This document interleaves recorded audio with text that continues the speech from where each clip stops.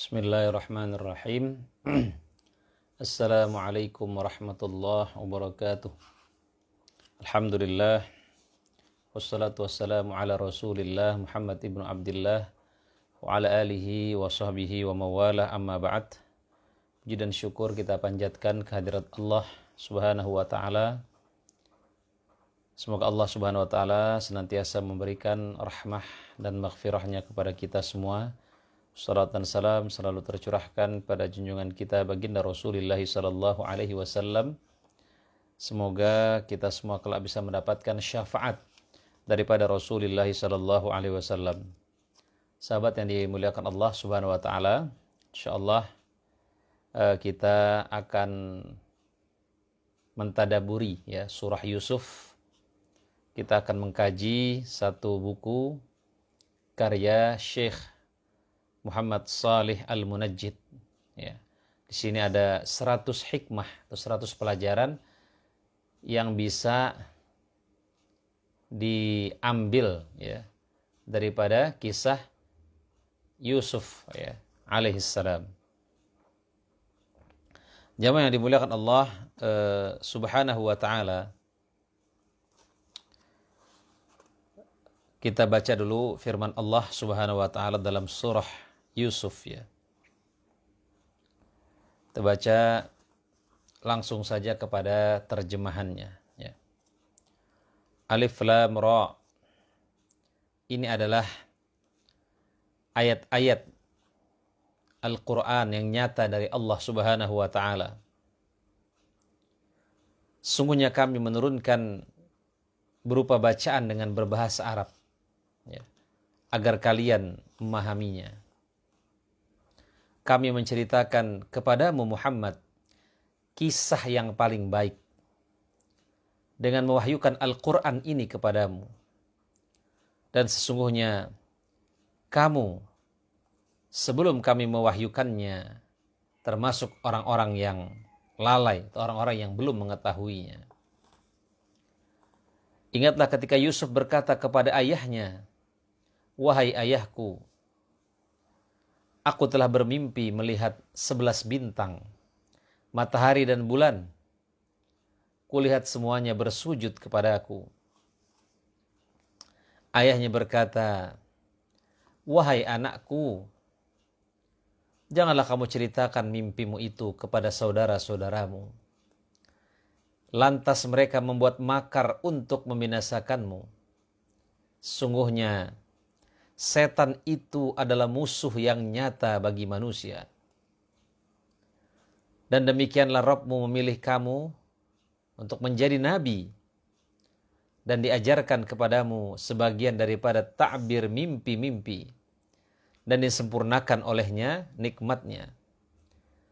Nikmatnya kepadamu dan kepada keluarga Yakub sebagaimana dia menyempurnakan nikmatnya kepada dua orang bapakmu sebelum itu, yaitu Ibrahim dan Ishak. Sungguhnya Rabbmu maha mengetahui lagi maha bijaksana." Selanjutnya Allah subhanahu wa ta'ala berfirman, "Laqad kana fi Yusufa wa ikhwatihi ayatun lis-sa'ilin." Sungguhnya ada tanda-tanda kekuasaan Allah pada kisah Yusuf dan saudara-saudaranya bagi orang-orang yang bertanya. Ya. Jamaah yang dimuliakan Allah subhanahu wa ta'ala. Ya. Jadi kisah Nabi Yusuf ini adalah salah satu kisah yang terbaik di dalam Al-Quran. Ya, kalau nabi-nabi lain kisahnya itu terpecah ya. Ada dalam surah ini, surah itu. Tetapi kisah Yusuf ini terkumpul dalam satu surah, yaitu surah Yusuf ya. Nah, apa pelajaran yang bisa kita ambil ya daripada surah Yusuf ayat 1 sampai dengan ayat 6? Yang pertama, seorang bapak hendaknya selalu memperhatikan pendidikan anaknya dengan serius. Ya. Memang al-ummu madrasatun, ya, ibu itu sekolahan. Tapi bapak itu adalah wal ab mudiruha. Bapak itu adalah pemimpin atau direktur daripada sebuah sekolahan itu. Tidak sedikit daripada ayah merasa sudah mendidik anaknya ketika dia sudah memberikan uang kepada anaknya, ketika dia sudah memberikan uang belanja kepada istrinya. Lalu ketika misalnya anaknya terlibat narkoba dan lain sebagainya, dia mengatakan kepada istrinya, bukankah saya sudah kasih uang kepadamu? Tugas saya hanya bekerja, mencari nafkah, mendidik anak itu urusanmu. Nah, ini adalah satu hal yang salah. Jadi mendidik anak adalah tugas bersama. Ya. Khususnya adalah tugas seorang ayah. Kalau kita lihat dalam Al-Quran, nasihat-nasihat pendidikan itu banyak keluar daripada ayah. Bagaimana Luqman, Ya'qub. Ya. Jadi pendidikan anak-anak harus dilakukan secara bersama oleh ayah dan ibu. Ayah tidak boleh beralasan tidak peduli kepada pendidikan anak-anaknya karena dia mencari nafkah, karena dia mencari uang, karena dia sibuk. Tidak boleh. Ya. Rasulullah SAW bersabda, li ayyu addibar rajul waladahu khairun lahu min ayatasaddaqa bisa.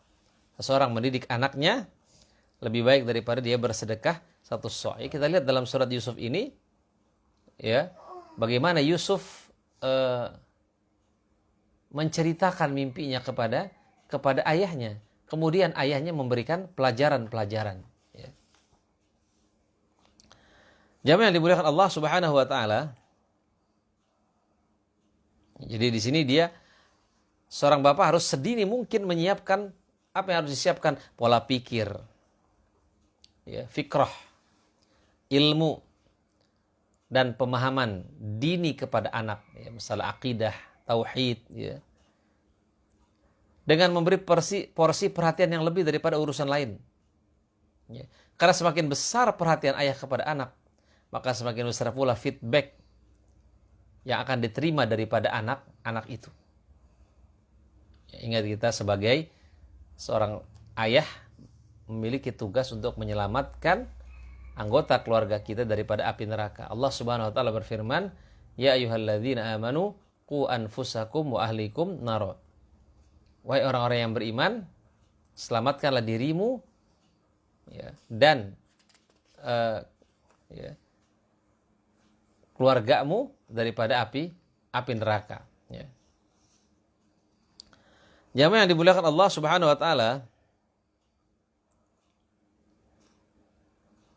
Yang kedua, mimpi yang baik atau ru'yah salihah itu berasal dari Allah Subhanahu wa taala. Setelah wafatnya Rasulullah sallallahu alaihi wasallam, Allah kan tidak menurunkan wahyu. Tetapi masih ada mimpi. Mimpi itu dalam sebuah hadis dikatakan ar-ru'ya as-salihah juz'un min sittatin wa arba'ina juz'an minan nubuwah. Mimpi yang baik itu adalah salah satu daripada 46 bagian kenabian. Jadi mimpi itu ada yang baik, ada yang buruk. Mimpi yang benar itu dari Allah, mimpi yang buruk itu dari syaitan. Kalau kita mimpi yang buruk, kata Nabi, kita meludah ke kiri 3 kali dan jangan diceritakan. Kenapa? Karena itu tidak akan membahayakan kita.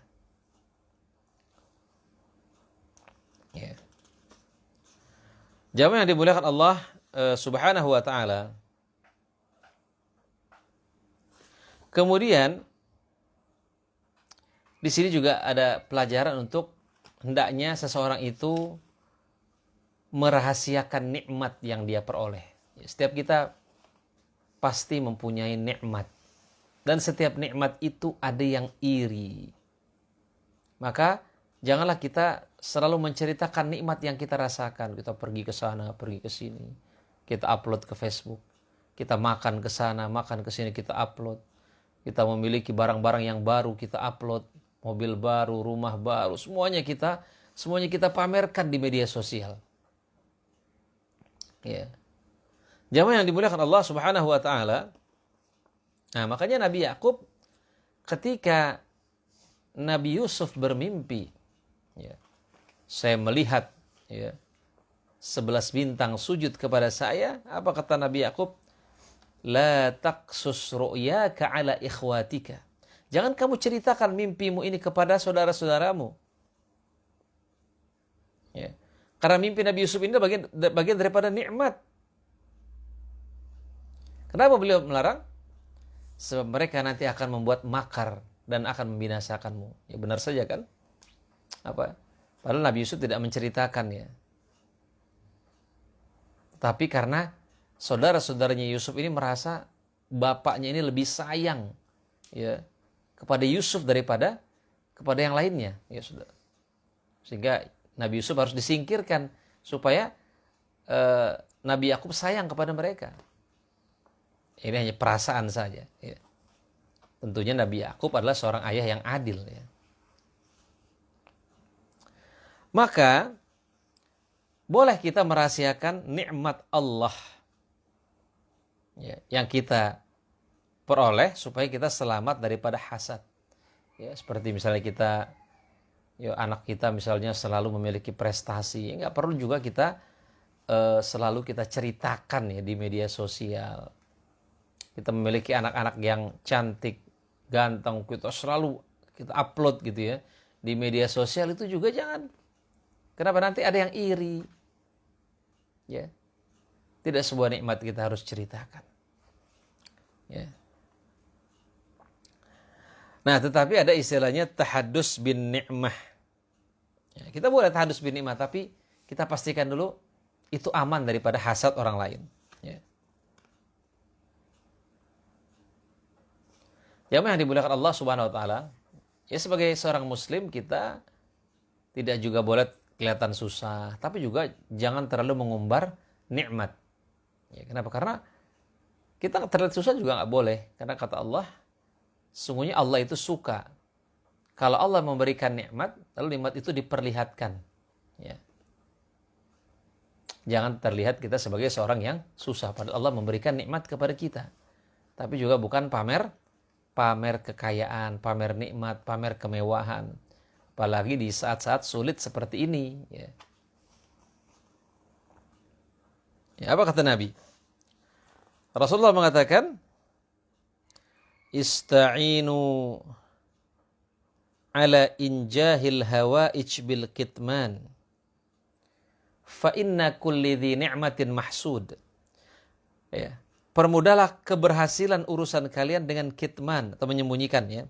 Karena setiap orang yang mendapatkan nikmat itu pasti didengki oleh orang. Ya. Permudah keberhasilan urusan kalian. Ya. Ya, takutnya nanti kalau kita selalu mempamerkan nikmat, ada yang iri, ada yang menghalangi. Ya. Jadi sedang-sedang saja. Kemudian yang selanjutnya, seorang bapak wajib bertindak adil semaksimal mungkin kepada anak-anaknya. Ya, ini kan kisah Nabi Yusuf, karena anaknya merasa diperlakukan tidak adil. Ya, tentunya Nabi Yakub tentunya sebagai seorang nabi, ya, saya kira dia sudah berbuat dengan adil. Ya. Rasulullah SAW bersabda, "I'dilu baina auladikum." Adillah kepada anak-anakmu. Ya. Kalau yang satu kita belikan, ya, sesuatu, ya, yang lain juga kita belikan. Adil dalam memeluknya, adil dalam menciumnya. Ya. Karena itu akan membantu mereka berbakti kepada orang tuanya. Apa itu adil? Adil itu, ya, bukan berarti sama, ya. Tetapi adil itu meletakkan sesuatu pada tempatnya. Wad'u syai' fi mahallih. Ya, meletakkan sesuatu pada tempatnya. Kebalikan dengan zalim. Zalim itu adalah meletakkan sesuatu bukan pada tempatnya.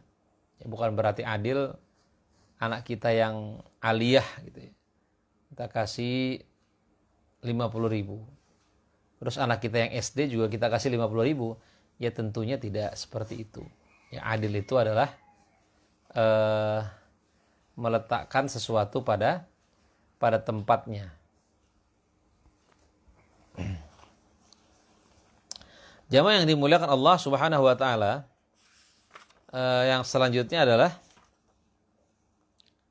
Allah memilih dan mengistimewakan siapa saja yang Dia kehendaki daripada hambanya. Ya, Allah memilih Nabi Yusuf alaihissalam itu murni dari karunia-Nya. Ya, Allahu a'lam haitsu yaj'alu risalatah. Ya. Allah lebih tahu siapa yang di mana Dia jadikan risalahnya. Siapa yang akan Dia pilih untuk mengemban risalahnya. Ya. Jadi itu pilihan Allah. Maka perhatikanlah diri Anda bagaimana Allah telah memilih Anda menjadi manusia. Coba. Allah memilih kita menjadi manusia. Ya. Allah tidak mentakdirkan kita menjadi kucing, menjadi benda-benda mati. Ya. Allah pilih kita untuk menjadi manusia. Ini harus kita syukuri. Allah memilih kita menjadi orang yang beriman. Ya. Masih banyak saudara-saudara kita yang belum mendapatkan hidayah untuk memeluk Islam. Ini harus kita syukuri. Bahkan kata para ulama, seandainya orang-orang di luar Islam itu tahu nikmatnya beriman, nikmatnya berislam, pasti mereka akan rebut nikmat itu walaupun harus dengan berperang. Ya. Ya. Juga perhatikan bagaimana Allah tidak menjadikan diri Anda sebagai pelaku dosa besar. Coba. Bagaimana Allah memilih kita, Allah selamatkan kita untuk kita tidak berjudi, kita tidak berzina, kita tidak minum minuman keras. Perhatikan itu nikmat Allah. Wa fi anfusikum afala tubsirun. Dan dalam dirimu perhatikanlah. Ya.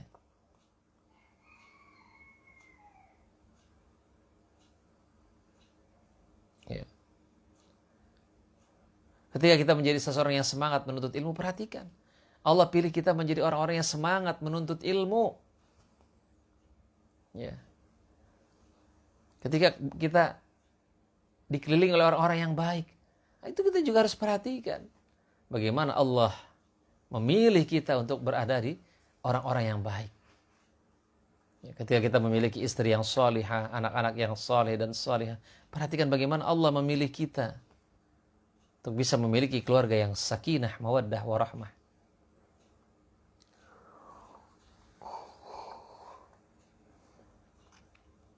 Nah, ketika misalnya kita menjadi seorang da'i, itu adalah pilihan yang istimewa.